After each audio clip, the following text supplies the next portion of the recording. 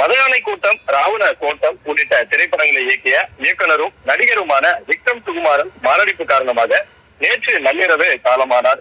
சினிமாவில் இயக்குனர், நடிகர், வசனகர்த்தா என்று பல்வேறு பரிமாணங்களில் அவர் பணியாற்றியிருக்கிறார். அதே போல இயக்குனர் விக்ரம் சுகுமாரன் மதுயானை கூட்டம் மற்றும் ராவண கோட்டம் உள்ளிட்ட திரைப்படங்களை இயக்கியுள்ளார். விக்ரம் சுகுமாரன் இயக்குனர் மட்டுமல்லாமல் ஒரு நடிகராகவும் பல திரைப்படங்களில் நடித்திருக்கிறார். இவர் இயக்கிய திரைப்படங்களில் மதுயானை கூட்டம் திரைப்படம் பொதுமக்களிடையே நல்ல வரவேற்பை பெற்றது.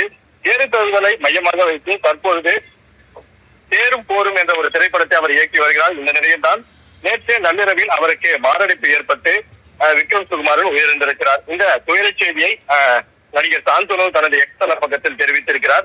அதில் சாந்தனு குறிப்பிட்டுள்ளதாக, அதாவது சாந்தனு அந்த ராவண கோட்டம் திரைப்படத்தில் கதாநாயகனாக நடித்திருந்தார். அவர் தெரிவித்துள்ளதாவது, அமைதியாக உறங்குங்கள் சகோதரா, உங்களிடமிருந்து நான் பலமான விஷயங்களை கற்றுக்கொண்டேன்.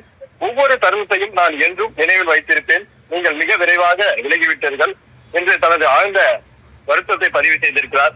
தனது இரங்கல்களை தெரிவித்து வருகிறார்கள். குறிப்பாக சில நாட்களுக்கு முன்புதான் நடிகர் ராஜேஷ் உடல்நலக்குறைவு காரணமாக உயிரிழந்தார். தற்பொழுது இயக்குனரும் நடிகருமான விக்ரம் சுகுமாரன் மாரடைப்பு காரணமாக உயிரிழந்திருப்பது திரைத்துறையினர் மத்தியில் பெரும் சோகத்தை ஏற்படுத்தியிருக்கிறது.